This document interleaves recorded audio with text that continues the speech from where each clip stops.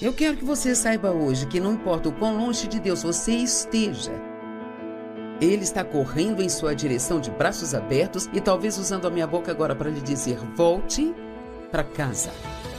Eu faço o que eu faço porque eu vi o poder de Deus transformar a minha própria vida. E Ele vai fazer isso por você. A chave de tudo é encontrada na palavra de Deus. Eu sou Joyce Meyer e eu acredito que Deus pode curá-lo em todas as áreas que você sofre. Bem-vindo ao Desfrutando a Vida Diária. Sabe de uma coisa? Deus quer que você desfrute a sua vida diariamente. Não apenas quando sai de férias ou quando vai fazer algo especial, mas o seu dia a dia, segunda, terça, quarta-feira, sua vida cotidiana. E você pode fazer isso, mas somente se viver de acordo com os princípios da palavra de Deus. E hoje, o ensino vai ser, eu acho, realmente um lembrete, eu acho, de um desses princípios que é muito fácil de se esquecer, sabe? Eu chamo o ensinamento de hoje: você é gracioso ou rabugento? E todo mundo por aqui ficou rindo e dizendo: bem, depende se eu já tomei café ou não, depende da hora do dia, depende do que está acontecendo. Mas, na verdade, Deus quer que aprendamos a ser estáveis, não importa o que esteja acontecendo. E ser gracioso significa ser compassivo. Eu quero falar com você hoje sobre receber a compaixão de Deus por você e também ser compassivo com as outras pessoas, sabe? Deus não quer que sejamos duros de coração, Ele quer que sejamos ternos. Então, ser gracioso significa ser gentil. E vou começar com um pouco de honestidade sobre mim. Eu realmente fui criada em uma casa muito dura, sabe? E veja, eu levei um longo tempo para aprender a ser gentil. É incrível como a forma como somos criados nos afeta e quanto tempo levamos para superar algumas das coisas que aprendemos. Eu sempre digo, às vezes você tem que desaprender a coisa errada, sabe? Antes de aprender a coisa certa. Então, quando foi a última vez que você ouviu um sermão sobre gentileza ou compaixão? Isaías 42:3. A cana esmagada ele não quebrará, e o pavio fumegante ele não apagará. Em sua fidelidade ele fará surgir a justiça. Agora, sabe, é bem possível ler muitas dessas escrituras e nunca prestar atenção nelas, porque o que é uma cana quebrada? O que é um pavio fumegante? E do que no mundo ele está falando aqui? Uma cana quebrada nos tempos antigos, as canas às vezes eram usadas como instrumentos musicais, mas quando a cana ficava macia ou rachada, então ela se tornava inútil e era jogada fora.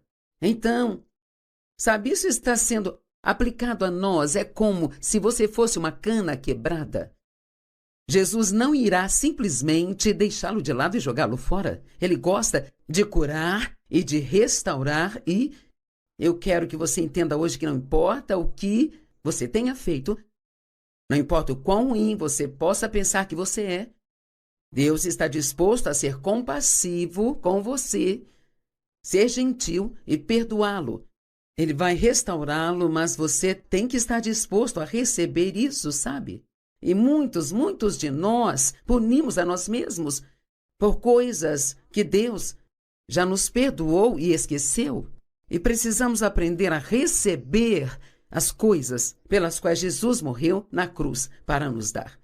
Sim, Ele morreu para que nossos pecados fossem perdoados e pudéssemos passar a eternidade com Deus. Mas Ele morreu também por outras coisas e precisamos aprender a receber essas coisas. Um pavio fumegante refere-se a quando uma vela queima inteiramente, sabe? E o pavio começa a apagar-se, então ele não tem mais nenhum valor. Mas como a cana quebrada ou o pavio fumegante, as pessoas quebradas são frequentemente deixadas de lado. Mas não por Jesus. As pessoas podem nos deixar de lado, mas Jesus não faz isso. Ser gracioso significa ser compassivo. Quero que você entenda essa palavra, porque falaremos muito sobre compaixão aqui hoje.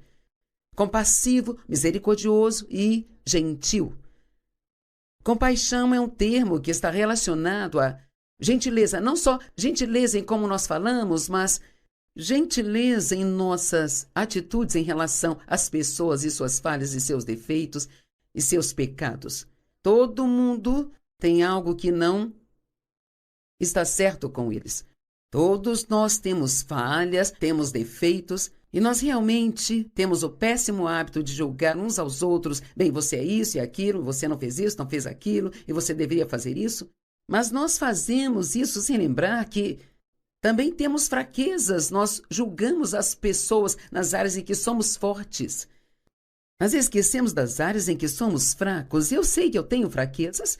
E, cara, se você é alguém que não tem nenhuma, então peço que ore por mim. Mas eu acho que todos temos algum tipo de fraqueza. Se não tivéssemos, nós não precisaríamos de Jesus. Como substantivo, a diferença entre compaixão e gentileza é que a compaixão, quero que ouça isso porque isso é importante, a compaixão é uma profunda consciência do sofrimento de uma outra pessoa, juntamente com o desejo de aliviá-la. É uma profunda consciência do sofrimento de outra pessoa, mas também o desejo de fazer algo a respeito disso. Enquanto a gentileza é o estado de ser gentil. Agora, a coisa interessante que eu acho, eu tenho 4 escrituras aqui que vou ler para você. A compaixão nos move a fazer algo sobre o problema de uma outra pessoa, sabe? Não é somente sentir pena delas. Bem, eu realmente sinto por você, ou eu sinto pena dessa pessoa, mas o que eu posso fazer a respeito disso para ajudar essa pessoa? E, cara, isso é realmente o que nós precisamos no corpo de Cristo. De pessoas que estejam dispostas a ajudar umas às outras e que realmente pensem, ok, eu ouvi falar sobre o problema dessa pessoa. Deus, há algo que eu possa fazer para ajudá-la? E algo que sempre podemos fazer é orar. Então, se não existe mais nada que você possa pensar em fazer em um nível prático, você sabe, a oração é importante. A oração é realmente poderosa e devemos sempre orar pelas pessoas quando ouvimos que elas têm um problema. Nunca pense que suas orações não fazem diferença, porque eu conversava com uma pessoa esta manhã e eu disse, cada dia que eu vivo, eu fico cada vez mais maravilhada com o poder da oração. Então eu quero encorajá-los hoje a orar sobre o máximo de coisas que você puder. E você não precisa esperar para orar. Você pode orar a qualquer hora, em qualquer lugar, sobre qualquer coisa. Eu acho que nós devemos orar imediatamente quando ouvimos falar de algo. Marcos 1:41. E Jesus, movido de compaixão, estendeu a mão e tocou nele e disse-lhe, eu farei, seja limpo. Bem, este era um leproso que tinha vindo até Jesus e dito, você pode curar-me? Bem, é claro que Jesus podia. E assim, então ele disse, eu posso, seja limpo. Jesus não disse só, cara, sinto por você ser leproso. Ele foi movido por compaixão para fazer algo a respeito. Mateus 14:14. E Jesus saiu e ele viu uma grande multidão e foi movido de compaixão para com eles e curou os seus enfermos. Mateus 15:32. Então Jesus chamou seus discípulos e disse-lhes, eu tenho compaixão desta multidão, porque eles já estão comigo há 3 dias e não tiveram nada para comer. Eu não os mandarei embora em jejum para que não desmaiem pelo caminho. Sabe, é interessante, Jesus estava sempre pensando a respeito da condição das pessoas. Eles o estavam ouvindo ensinar há 3 dias e ele disse, eu não vou mandá-los embora numa viagem para casa, já que eles não tiveram comida. Então vamos fazer algo a respeito disso para que não tenham problemas mais tarde. Mateus 20, verso 34, a última. E assim então Jesus teve compaixão deles e tocou seus olhos. Imediatamente os seus olhos se abriram e eles o seguiram. Agora, realmente quero que você pense sobre a diferença em sentir pena de alguém e ter compaixão da pessoa. Talvez isso seja algo que você nunca tenha pensado. Eu não tinha pensado quando Deus começou a me mostrar isso. Não nos custa nada sentir pena de alguém, sabe? É fácil dizer, eu sinto pena de você, mas se você for movido pela compaixão para fazer algo, isto vai lhe custar algum tempo, esforço, dinheiro, algo. E somos egoístas? E veja, esse é um dos maiores problemas do nosso mundo, o egoísmo e o egocentrismo. E em nossa sociedade ocidental, é ainda um problema maior do que em alguns outros lugares. E posso até dizer, e especialmente hoje, parece que as pessoas estão cada vez mais e mais voltadas para si mesmas. Agora, como cristãos, estamos no mundo, mas não devemos ser como eles. Lembre-se disso, você está no mundo, mas Jesus disse, não sois do mundo. Isso significa que nós não devemos ser como o mundo. Não se conforme com este mundo, mas seja transformado pela inteira renovação de sua mente. Este livro aqui, a Bíblia, está cheio da vontade de Deus para a nossa vida. E cheio de coisas que podemos escolher fazer ou não fazer. As pessoas egoístas só querem fazer o que querem. Mas sabe, só porque eu quero fazer algo não significa que vai ser bom para mim fazer aquilo. E o que eu quero que você entenda sobre a palavra de Deus é que tudo o que Deus pede que você faça ou deixe de fazer, isto realmente não é para Ele. Isso é para nós. Eu vou ter a minha melhor vida e você também vai ter a sua melhor vida se nós fizermos as coisas do jeito que Deus nos manda fazer. Então, Ele está nos dizendo que ser compassivo é algo bom. Vai me ajudar se eu for compassivo, vou me sentir melhor com a minha vida se eu for compassivo. Quando você vê pessoas feridas, ou vê alguém necessitado, você é movido de compaixão ou apenas diz, eu sinto muito por você? Sentir pena das pessoas não nos custa nada, mas ajudar as pessoas custa. Salmo 116, do 5 ao 7. O Senhor é gracioso e justo. O nosso Deus é cheio de compaixão. Bem, eu não sei sobre você, mas fico muito feliz porque eu sirvo a um Deus que é compassivo. Ele não é legalista, ele não é duro nem irredutível. Mas quando eu cometo erros, ele é compreensivo, ele é sofredor, sabe? Ele é lento em irar-se e movido com compaixão. E eu tenho uma sensação, pensei nisso antes mesmo de começar a ensinar hoje. Eu tenho certeza de que tem pessoas nos assistindo e você fez algumas coisas em sua vida que foram realmente ruins e você gostaria de não ter feito, mas você não pode voltar agora e desfazê-las. Mas você pode receber a compaixão de Deus. Sabe, há uma história na Bíblia sobre um moço que chamamos de o filho pródigo. E a respeito de um homem muito, muito rico que tinha 2 filhos. E a herança que ele deixaria seria dividida entre os 2 filhos, sabe? Havia o irmão mais velho e o irmão mais novo. Bem, o irmão mais novo chegou ao pai e disse, eu quero a minha herança agora mesmo. E naquela cultura, isso era algo ruim, porque era como se você dissesse, eu queria que você estivesse morto. Agora sabe, nossos filhos sabem que vão receber o que nós tivermos quando Jesus nos levar para casa, mas eu não gostaria que dissesse, eu gostaria que você estivesse morta para eu receber tudo que você vai deixar. E foi assim, basicamente, que aquele jovem foi falar com o pai dele, mas o pai deu a ele a sua parte da herança, sabe? E ele foi embora e gastou tudo vivendo uma vida desregrada e imprudente. E assim ele acabou desperdiçando todo aquele dinheiro. E sua vida ficou tão ruim que ele acabou trabalhando para um criador de porcos e a única coisa que tinha para comer era a mesma coisa que os porcos comiam. Sabe, eu amo a maneira como a Bíblia diz. Ela diz, e ele caiu em si. Ou, ele voltou aos seus sentidos. Às vezes vivemos como se estivéssemos fora dos nossos sentidos ou como se tivéssemos perdido a cabeça e ele caiu em si e voltou aos seus sentidos. E ele disse, eu sei o que eu vou fazer. Eu vou voltar ao meu pai. Eu vou dizer a ele, pai, eu pequei Eu desrespeitei você, eu fiz o que não era certo. Será que existe alguma maneira de eu voltar para casa? Você pode perdoar-me?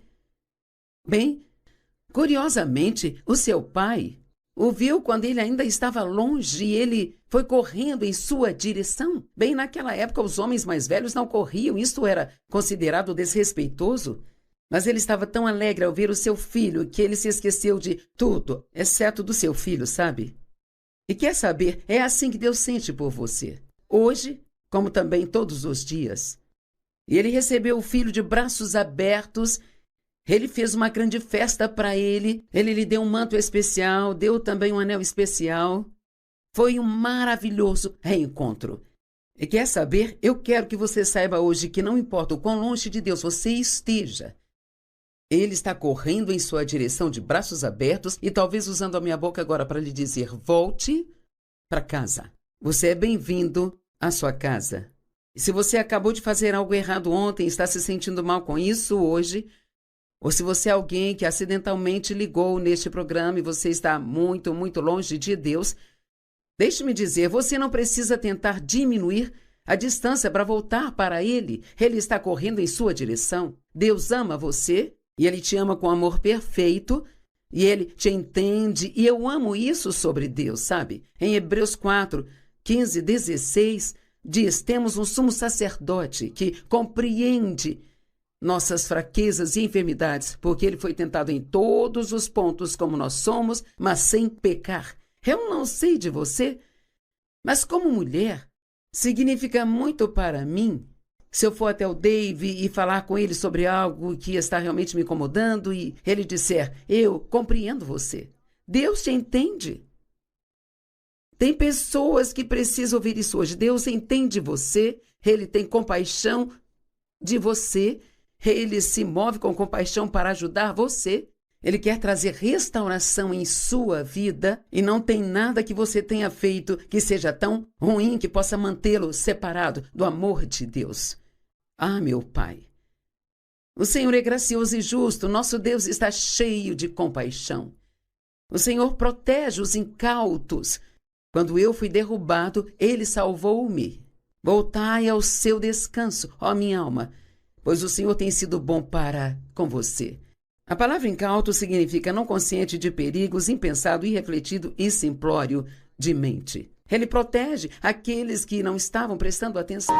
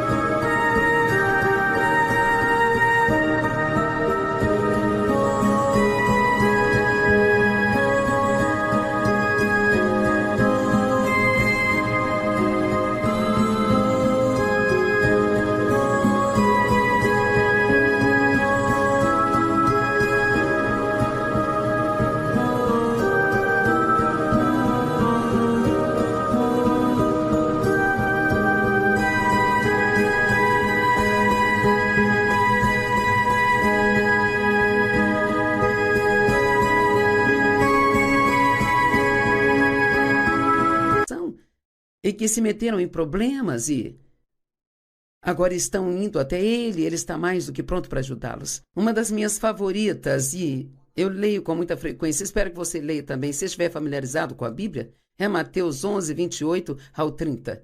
Venham a mim todos vocês. Entenda, venham a mim. Todos vocês.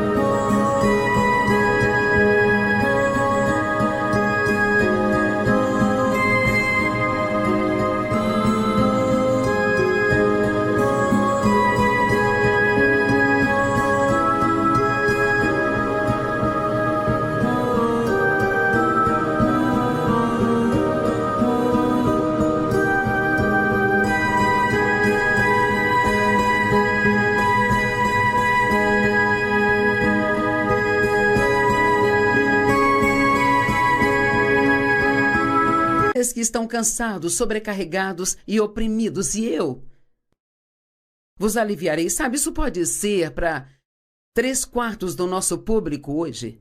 Quero dizer, no mundo em que vivemos hoje, é fácil ficar estressado e sobrecarregado e sentir que você não aguenta mais e não consegue continuar?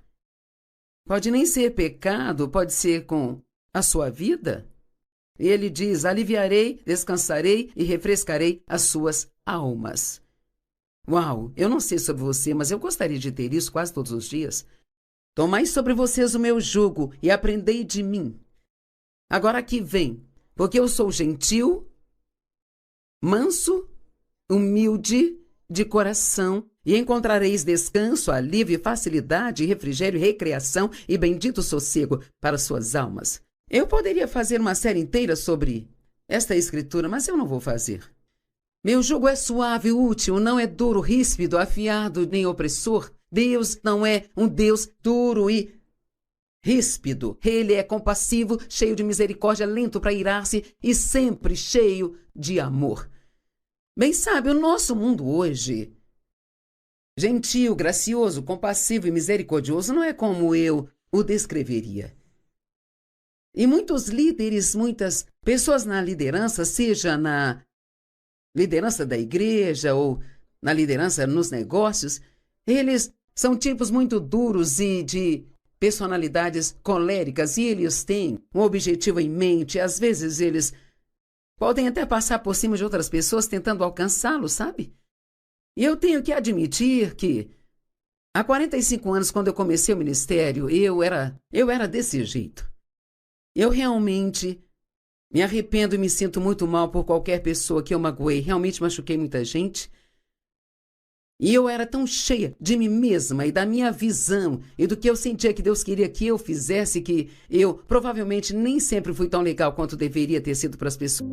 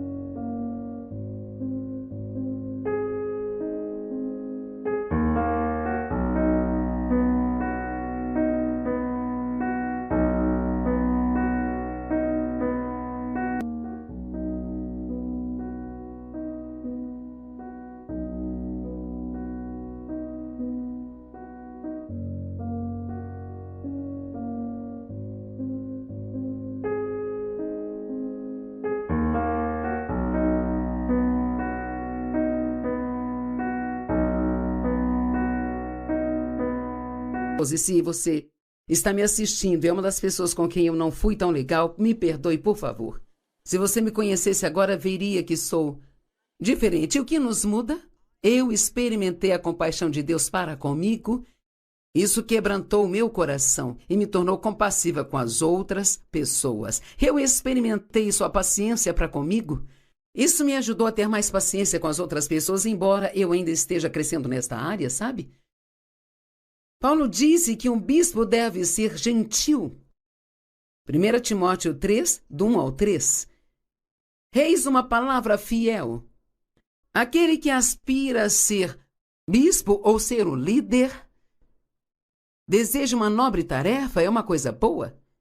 Mas agora o bispo O líder deve estar acima da reprovação, fiel à sua esposa ou marido, temperado, autocontrolado, respeitável, hospitaleiro, capaz de ensinar, não dado à embriaguez, não violento, mas gentil, não irascível, não amante do dinheiro.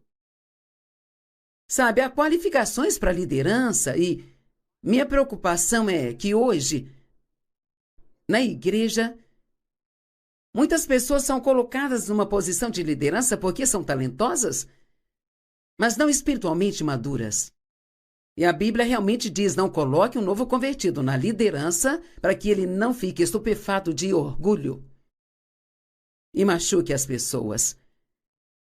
Paulo disse em 1 Tessalonicenses 2,7, mas nós fomos gentis entre vocês como uma mãe que amamenta seus próprios filhos. São lindas escrituras. Agora, que tal isso? Nós devemos ser gentis com aqueles que são pegos em pecado. Você é crítico ou julgador? Ou é compassivo com outras pessoas que estão em pecado?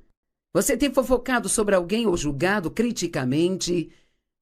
A Bíblia diz em 1 Coríntios 13, que é um capítulo sobre o amor, que nós devemos sempre acreditar no melhor de cada pessoa. E Deus me deu a graça nos últimos 2 ou 3 anos de conseguir fazer isso, e vou lhe dizer, isso tem me ajudado muito. Eu sou muito mais feliz e eu tenho aliviado muito estresse sobre mim. Quando eu